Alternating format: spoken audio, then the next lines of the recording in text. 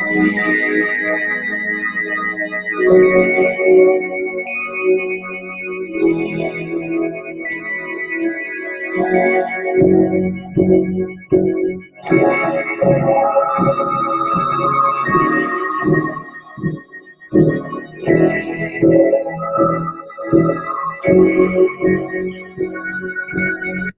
morning, everybody. Mike's MMA Picks with your Fight Morning Quick Card Breakdown show here, brought to you by BetDSI as well as MMA Oddsbreaker.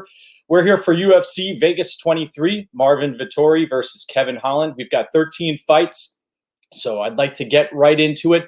Only 5 of these fights are expected to end inside the distance. And got a banger of a card. The card begins in a few short hours, so let's get you set on the right foot here. We got the first fight of the day. Impus Kasanganay taking on Sasha Palatnikov. Fascinating bout where we have Kasanganay dropping down from middleweight. Made the move from North Carolina to Sanford MMA. We should see a dramatic change, not only in physique, but also in performance. 15 pounds. We saw Palatnikov last time out come in as a tremendous underdog facing one of the Koski brothers. And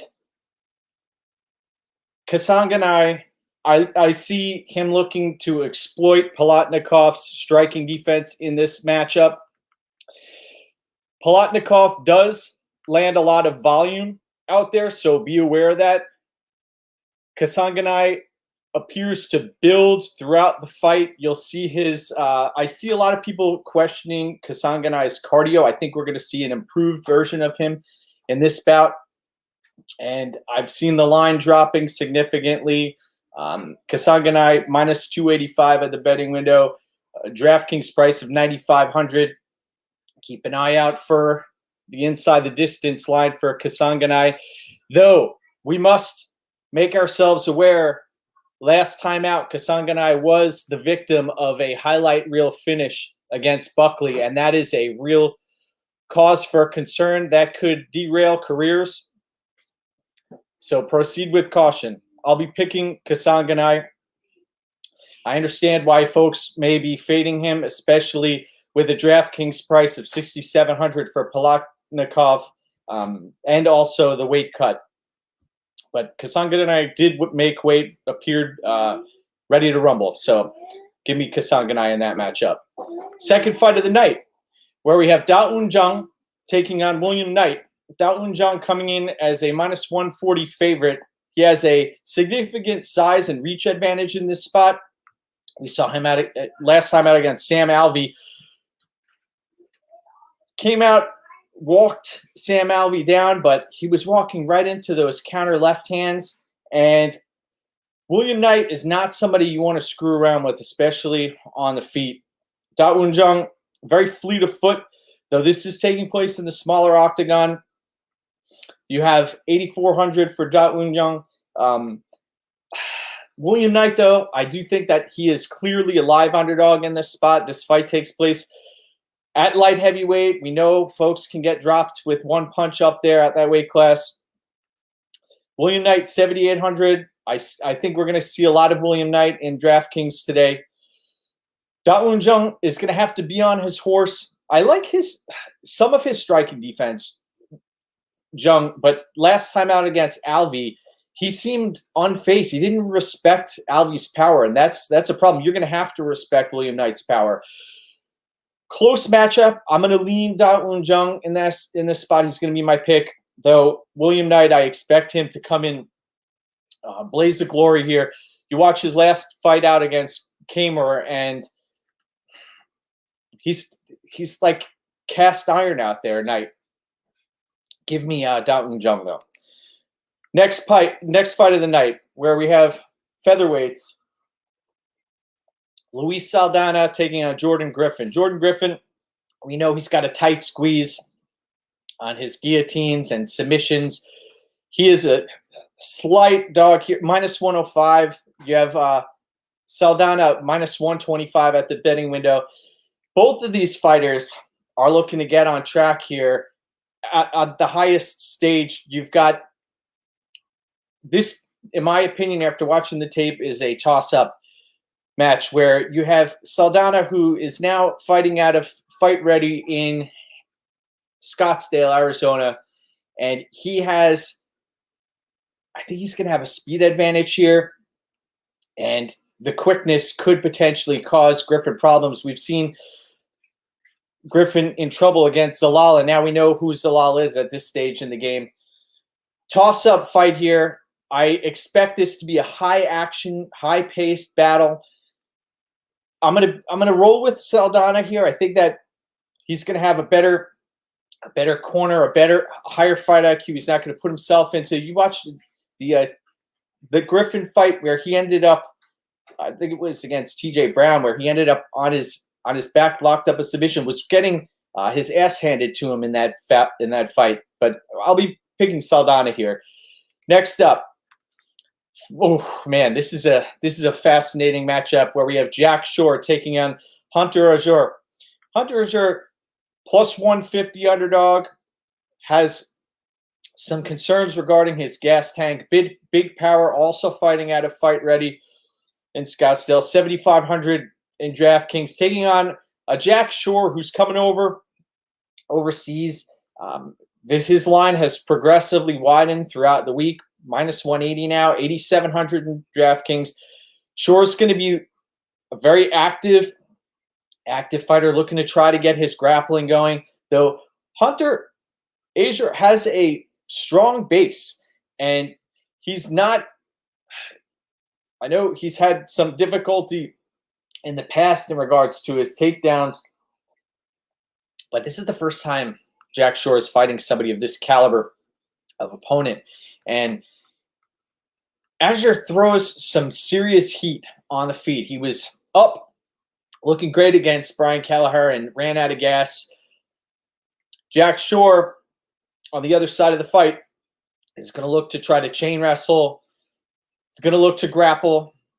I'm not thrilled with Jack Shore striking at only 26 years of age. There's still a lot of room for growth out there.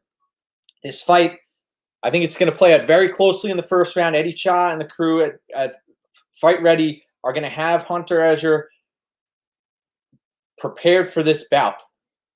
And Jack Shore, I expect the longer this fight goes for him to look a little bit better out there. He's going to have to survive some heat early, though, because trust me, Azure can take anybody out of there at that division, at the 135-pound division. I'll be picking Jack Shore here. I think that the cardio could really be a factor late. I don't think you watch the Cole Smith battle, and Azure has a tendency to fade. And I know Jack Shore, we've seen him take on Nolan Hernandez, etc. There's a lot to be desired in regards to opponents, future opponents for Jack Shore. He's only playing with the cards that he's dealing with, though, that he's had dealt to him. So no shame in that. This is a real test today. But give me Jack Shore.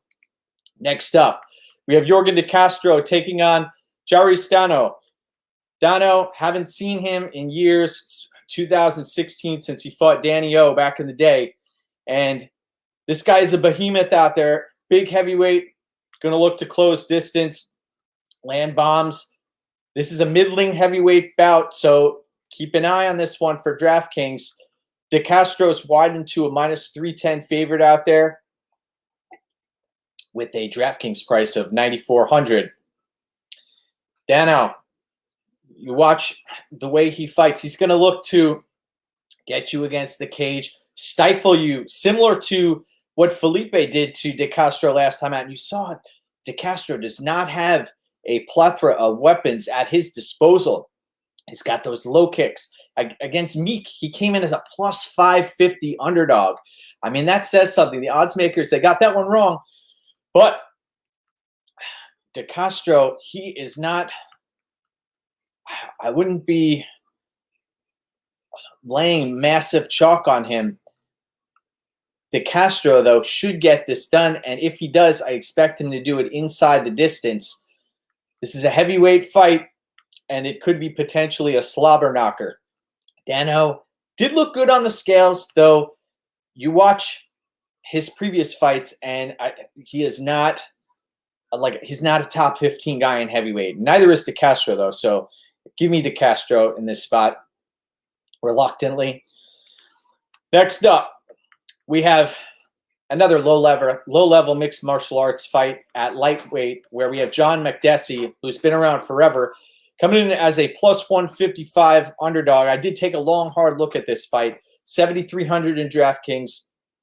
And Ignacio Bahamondes is coming in as a minus 195 betting favorite. This line has held steady throughout the week. I think folks are skeptical of Bahamondes and his game plan. He's coming in with a significant size advantage, and also he has a reach advantage, and he's going to look to fight long, fight to his strengths. He's coming in with a DraftKings price of 8,900. He's got to throw for volume here. Makdessi is going to look to hit and run like he's done throughout his entire career. Back in 2015, he ended up fighting Donald Cerrone, and I did like the way he tried to overcome adversity after sustaining a broken jaw in that bout.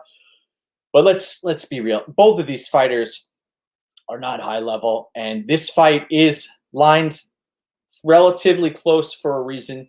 I think Makdessi could potentially be live here if he's able to inflict damage while he's on the inside, though he could get picked apart. And that's the way I do see this fight playing out, is that Makdessi gets picked apart at distance over the course of 3 rounds. So give me Bahamondes reluctantly in that fight. Next up, we've got a banger here where we have Gamrot taking on Scott Holtzman. Gamrot coming in with the DraftKings price tag of 9,200, and then you have Holtzman down all the way at $7,000. If Gamrot cannot get his wrestling going, he could potentially be in trouble. I don't like what I see as far as the head movement goes from Gamrot. You watch his previous bouts in KSW. There are some issues. He is a tremendous athlete, though, and same can be said for Scott Holtzman. You watch his bout. This is only a year ago. He made easy work of Jim Miller, put Jim Miller through the meat grinder for 3 rounds, and was winning the striking exchanges, taking Jim Miller down. I don't think he's going to be taking Gamrot down in this spot. Holtzman in previous interviews shared that he's preparing for a 15-minute wrestling match. I know he moved out to MMA Lab for this specific fight. Gamrot's at a great camp at ATT. Gamrot tasted defeat for the first time in his entire career. Last time out against Kuram. This fight, though, close matchup. I don't put a lot of stock in the loss to Dariush. Dariush is one tough hombre, going to be taking on Tony Ferguson next time out. Holtzman was trying to hang in there until the end, until that spinning back fist that laid him out.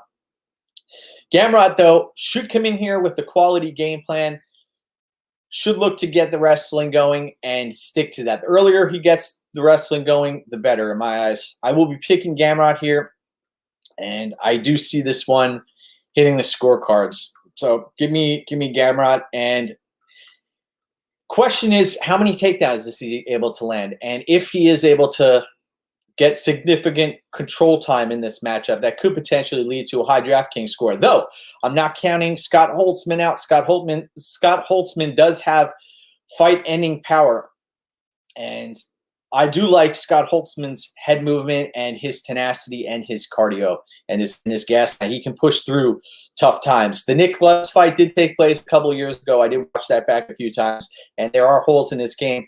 You also watched the Josh Emmett fight that took place in 2016. That's another bout that was a potential one that has relevance here. But give me Gamrot in this spot. Next up, we head to the lightweight division where we have Jim Miller taking on Joe Solecki. Joe-Solecki coming in as the -245 favorite.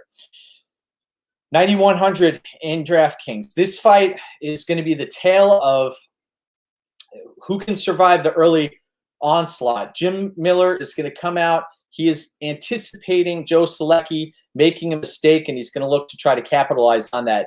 Jim Miller, live early, +195 underdog, 7,100 in DraftKings. You watch Joe-Solecki, very cerebral out there. I know he looked better on the feet against Austin Hubbard. DraftKings price of 9,100. He's going to also look to be methodical, work level change, get a body lock, and then drag Jim Miller to the ground. A lot easier said than done, though. Jim Miller is he's a vet. This is Jim Miller's 37th UFC appearance. That is incredible. The durability may come into play, though. You watch the Scott Holtzman-Jim Miller fight. There was an issue with Jim Miller's knee. He said his knee popped in between rounds. There's only so much the human body can take, and it's either Jim Miller early or Joe-Solecki comes in here and ends up wiping the mat with Jim Miller throughout the course of 3 rounds. I will be picking Joe-Solecki in this spot, though I realize that Jim Miller, there is he does have better stand-up, and the way he enters the pocket, he looks to kill. And if he is able to rock Joe-Solecki, he's not going to let Joe-Solecki sit out there. He's going to go in there and go for the kill. So give me Joe-Solecki, but this is a bit of a dangerous spot here. I like Joe-Solecki's his fight IQ, though, and what he brings to the table from a cerebral point of view, as well as his jiu-jitsu game. So give me Joe-Solecki. Next up, wow, Mike Perry versus Daniel Rodriguez.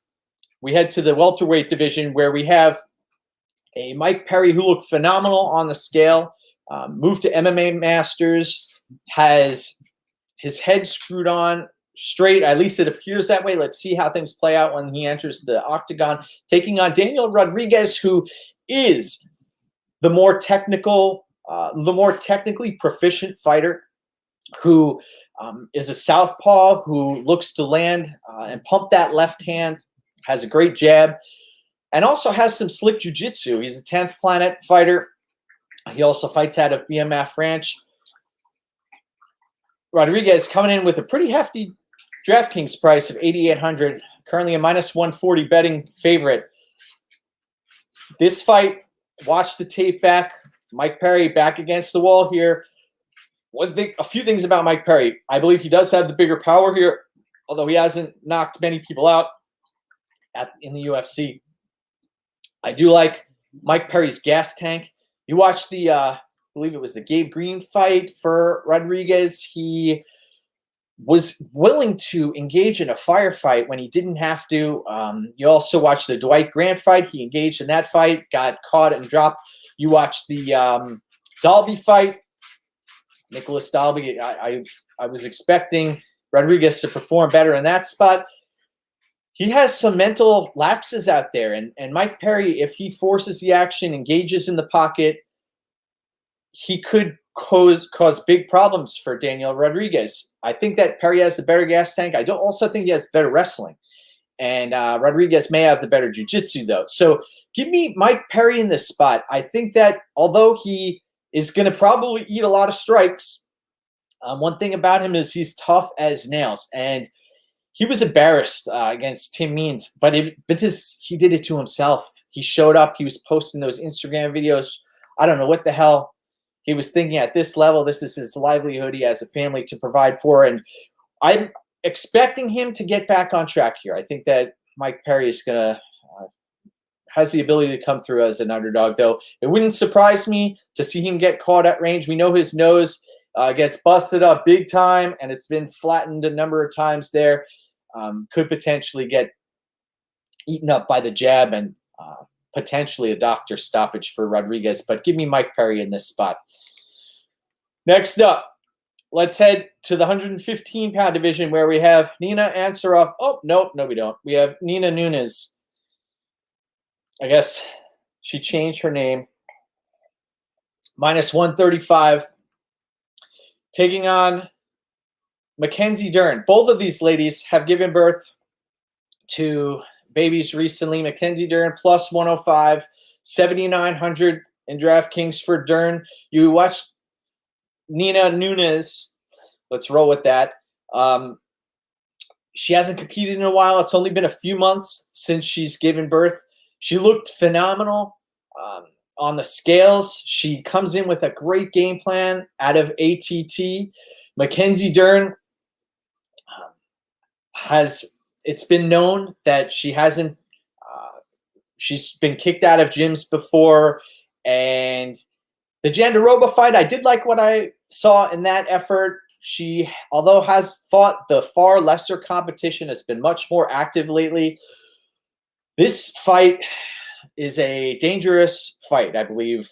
If you're at the betting window, Nunes could come in here and have success at range.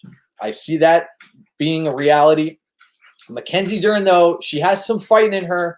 And if this fight does hit the mat, Mackenzie-Dern does not have the ability to land takedowns efficiently.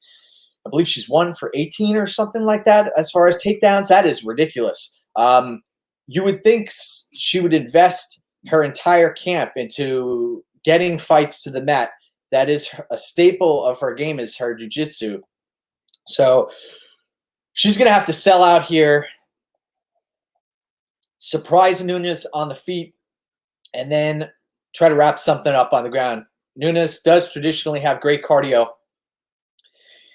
I'll be picking Dern in this spot, though. I am wary that coming off of the pregnancy and also the multiple-year layoff is an issue.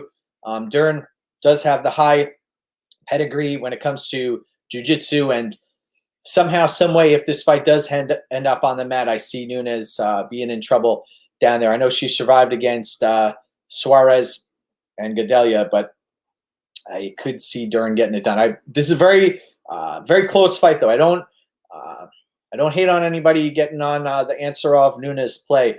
I believe that she is a very, very live underdog. Mackenzie-Dern has shown chinks in her armor. Next up, we head to a fascinating bout where we have Sam Alvey dropping down from light heavyweight to take on Julian Marquez. Sam Alvey plus 150 at the betting window, plus 150, I repeat, 7,200 in DraftKings. We know exactly what we get every time out from Sam Alvey. It must be. I would like to sit in the coach's room to see how they write up game plans to fight against Sam Alvey, because it seems like you chop the low leg, right? You avoid that counter left hand, and you stay evasive. But fighters get lulled into this false sense of security, and they get sucked into close fights when it shouldn't be the case. Julian Marquez coming in as a minus 180 favorite, has James Krause in his corner, $9,000 in DraftKings. The game plan, it's out there. The blueprint is out there to beat Sam Alvey. I don't know how people keep getting sucked into these. Like Dao Eun-jung should have ran away with that fight last time out and didn't. We've seen it so many other times in previous bouts, Brian Spann, etc. But Marquez did look very rusty coming off of the layoff, the back surgery. I'll be interested to see if he gets back on track in a few hours. I'll be picking Marquez. I think that he does have the better striking here. Both guys have great chins.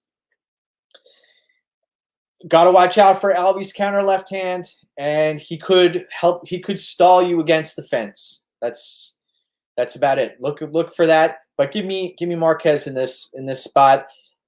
This is a bit of a dangerous spot too. There are a few landmines on this card, so keep an eye out for that. But hopefully James Krause has gotten into Marquez's ear, because it's the blueprint's there to beat Alvey. Co-main event of the evening, folks, where we have Arnold Allen taking on Sodiq Yusuff. Sodiq Yusuff coming in as a minus 145 betting favorite with a DraftKings price of 8,500. This fight does take place at 145 pounds. Arnold Allen has not lost a fight since 2014, my friends. He has fought some legitimate competition out there. Makwan Amirkhani, Mads Burnell. These guys are no joke. And 9-fight winning streak for Arnold Allen. He's so clever on the feet. The way he strikes at distance. He's got good footwork. Sadiq Yusuff is going to have to find Arnold Allen. And we've seen Sadiq Yusuff is willing to sell out to do that. And he could potentially do that in this spot. I really see Sadiq going for it here. And,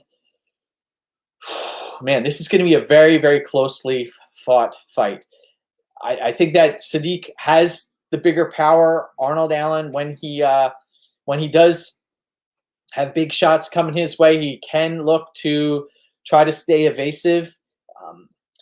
Arnold Allen, though, I see using his jab at range. I don't think this fight is going to hit the mat very often. I think this is going to be more of a stand-up affair. Sadiq Yusuff is, I believe, the stronger wrestler here, but Allen does have some slick submissions. We saw what he did to Burnell.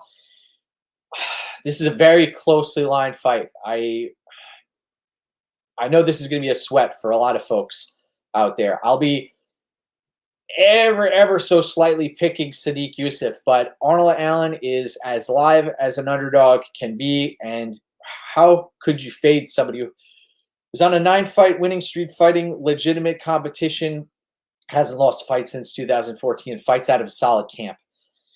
So I understand why folks are taking the shot. It's a co-main event, but I think that there are other spots on this card. Ever so slightly lean Yusuff in this spot, but it should be a very closely played out fight. Main event of the evening, where we have Marvin Vettori taking on Kevin Holland. Great fight. Props to Kevin Holland for stepping up to the plate. If you guys have any questions, feel free to throw them in the comments section. We're going to be wrapping up here in a little bit, but I do want to get to this last one. Marvin Vettori, minus 370 betting favorite. This fight is, in my eyes, the line is a little too wide here. Kevin Holland, not so long ago, was right. He was right in there with other fighters here. When you're looking at paths to victory, Kevin Holland's coming in as a plus 270 underdog with the cheapest DraftKings price. He does have length. He's going to have a significant length advantage, a reach advantage here. He does not have the grappling, the wrestling, the takedown defense. We saw that against Brunson. The Hermanson fight for Vettori, we know exactly what Vettori brings to the table. Tough, has nails. He's been a money train for a long time. Was in a split with Adesanya. Adesanya labeled him as a blockhead, and he can take punishment on the feet. He does have a slick jiu-jitsu game that he can go to. He'll have Master Cordero in his corner. 9,600, 5 rounds. A lot of top control potentially for Vettori. We know Kevin Holland gets stuck at bottom, and we saw him playing those mental games. Wanted to, man, I'm watching that fight, and we had no play in that Holland-Brunson fight. But if I'm Travis Lutter, you know, I am losing my shit watching that. I cannot believe how he's sitting there observing, watching his fighter Kevin Holland just sit there and talk with Khabib in between rounds. Are you kidding me? Kevin Holland could potentially come out here, and I don't know what he could potentially do differently, to be honest. He could try to stay at range and get off on his punches. He could, I don't think he's going to reverse Vettori. Vettori's going to be too heavy. You look at Holland, he should be fighting at 170 pounds. He isn't. But he's up here at 183 pounds when you have Vettori, who's probably cutting from 210 down to 185. Vettori is the rightful favorite in this matchup, but I think that minus 370 is a little bit too wide here. If you got in on him under minus 300, Props to you. I'll be picking Marvin Vettori here. And Kevin Holland, it wouldn't surprise me if he tried to come out guns blazing and wasn't able to land on Vettori. He does have competent striking. We've seen it against Buckley and others. I know they are not on par. They're not on the level of Marvin Vettori, but he does have fight-ending power. And I'll be picking Vettori. I want to thank everybody for tuning in today. You can check me out at MikesMMAPicks on Twitter.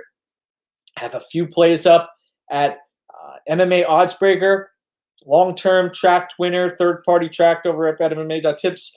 And remember, my friends, go get what's yours. Enjoy the fights today, and let's get after it. All right? Cheers. Let's do this.